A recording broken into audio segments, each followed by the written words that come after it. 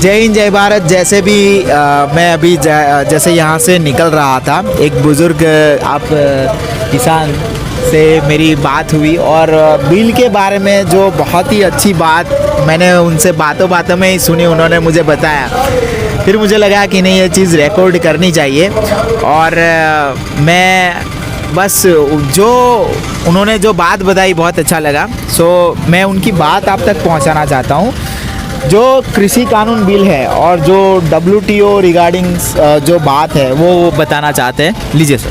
जी, ऐसा है। पर सबसे पहले तो बेटा, मैं इस देश के हर नागरिक को आपके माध्यम से मेरा नमस्कार, सत श्री अकाल, खुदा हाफिज।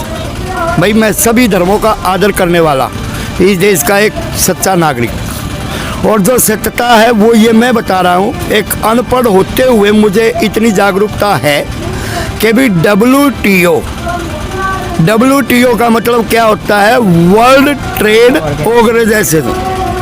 उसमें कारगिल, वॉलमार्ट जैसी बड़ी बड़ी कंपनियां, हमारे 202 देश है पूरे वर्ल्ड के अंदर। 202 देशों में से कुछ जो सक्षम देश थे, उनमें पहले से WTO लागू हो चुका है।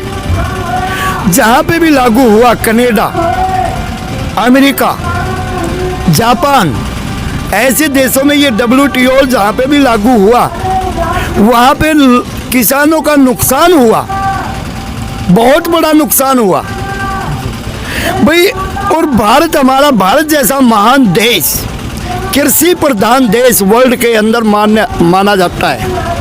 यहाँ से 2010 की जनगणना में हम 121 करोड़ थे। आज लगभग हम 137 करोड़ के आसपास पहुँचने वाले हो रहे हैं 2021 की जनगणना में। तो मेरा मानना ये है, मेरे प्रिय प्राइम मिनिस्टर नरेंद्र मोदी जी, भाई गुजराती भाई हैं, मैं गुजराती भाइयों की ही नम्र निवेदन करता हूं आपके माध्यम से कि आप गुजरातियों का भला कर दीजिए। वो भी हमारे भाई हैं।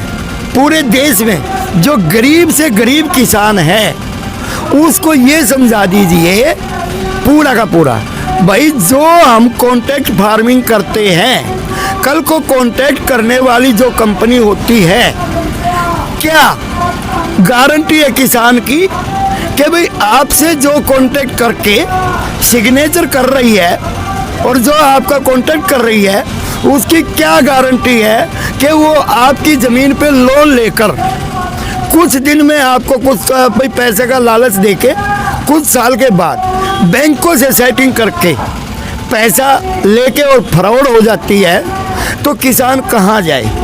किस दरवाजे पे जाके ये बोले कि जी मेरी जो मैंने इस कंपनी से कांटेक्ट किया था और वो कांटेक्ट मेरा भाई कंपनी और मेरी ज़मीन पे इतना लोन लेके भाग गई। अब जी मैं बताओ कहाँ जाऊँ? तो उसमें कोई कानूनी राइट है क्या दिया? एसडीएम क्या होता है? एक भाई आज के दिन भाई दो तरह के लोग हैं जो हमारा कह रहे हैं भाई, एक सक्षम और एक असक्षम। खासकर असक्षम किसानों को समझने की ज़रूरत है। जो बेचारे गरीब जो तगमा ले घूमते हैं, भाई हम गरीब है। भाई गरीब होने का कारण क्या है? अगर हम 1 मिनट में 1 रुपए की मेहनत करते हैं बेटा, तो 1 मिनट में मेरे देश का हर नागरिक 1 अरब रुपया पैदा करता है मेरे देश को खजाने में समर्पित। तो 1 घंटे में कितना पैसा हो गया? 60 अरब रुपया। तो 12 घंटे में कितना हो गया बेटा? भाई 60 को 6 से गुणा कर लो, 12 से गुणा कर लो, 12 छिक 72 मिलियन रुपए मेरे देश का 1 अरब नागरिक मेहनत करके राष्ट्र को समर्पित करता है। भाई 5% लोग बिजनेसमैन, लेकिन किंतु मैं सभी पार्टी, मैं किसी पार्टी पक्षपाती बात नहीं कर रहा हूँ। क्या चल रहा है आज के दिन इस हिंदुस्तान के अंदर? केवल मात्र 5% जो लोग बिजनेसमैन हैं, उन्होंने कोई मतलब नहीं है भाई किसकी सरकार आएगी किसकी जाएगी। उन्होंने ये देखना है भाई कौन सी पार्टी का ज़्यादा दबदबा आज के दिन चल रहा है।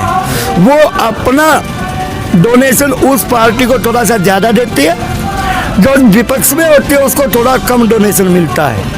मिलता दोनों को है, लेकिन क्या हो रहा खेल, हम उनके जाल में फंस जाते हैं, क्योंकि ये लोकतंत्र की दुहाई देते हैं। अरे हमारे भगत सिंह जी, हमारे राजगुरु जी, हमारे सुखदेव जी, हमारे नेताजी सुभाष चंद्र बोस जी, हमारी महारानी लक्ष्मीबाई, त्याता टोपे, हमारे लाला लाजपत राय जी, जिन्होंने 7 लाख शहादत हुई थी साहब इस देश को, जिस टाइम मेरा देश आज़ाद हुआ।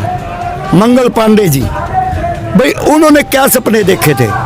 स्वराज। स्वराज का क्या मतलब होता है बेटा? साफ सुथरा, अच्छी छवि और ईमानदारी के प्रति, जनता के प्रति जवाबदेही, लोगों के प्रति जवाबदेही देने वाला ऐसा राज आए और लोगों के रेफरेंडम द्वारा पूछा जाए कि हाँ जी बोलो हमने क्या करना है, उसको बोला जाता है बेटा साफ सुथरा लोकतांत्रिक तरीके का स्वराज।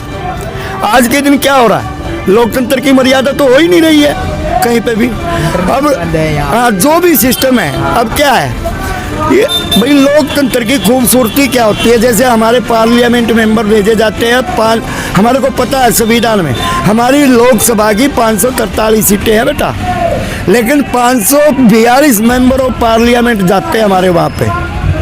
वो अपने उस पवित्र मंदिर में, संसद का जो पवित्र मंदिर है, उसमें बेटा बैठ के अपनी सैलरी बढ़ाते हैं, तनख्वाह बढ़ा लेते हैं। अरे 5 साल आप MP रहे या मेंबर ऑफ पार्लियामेंट रहे या असेंबली मेंबर रहे, विधायक रहे या भाई जो भी, आप हर 5 साल बाद आपकी पेंशन लागू हो जाती है। एक सरकारी कर्मचारी एक गरीब घर से, अगर किसी किसान का बेटा, किसी मजदूर का बेटा अगर पढ़ लिख के अब जॉब करता है, अपने एक ईमानदारी से संविधान के प्रति अपना फर्ज निभाता है, वो 35 साल 40 साल जॉब करता है, उसको एक ही पेंशन लागू होती है सर। तो बता दो सर, अगर जागरूक है इस देश का जागरूक इंसान है तो जरूर ये सवाल पूछे कि भाई आपको किस संविधान की किस लाइन में ये लिखा हुआ है भाई आपके हर 5 साल बाद पेंशन लागू की जाए। ये राइट किस संविधान ने दिया है? नहीं दिया।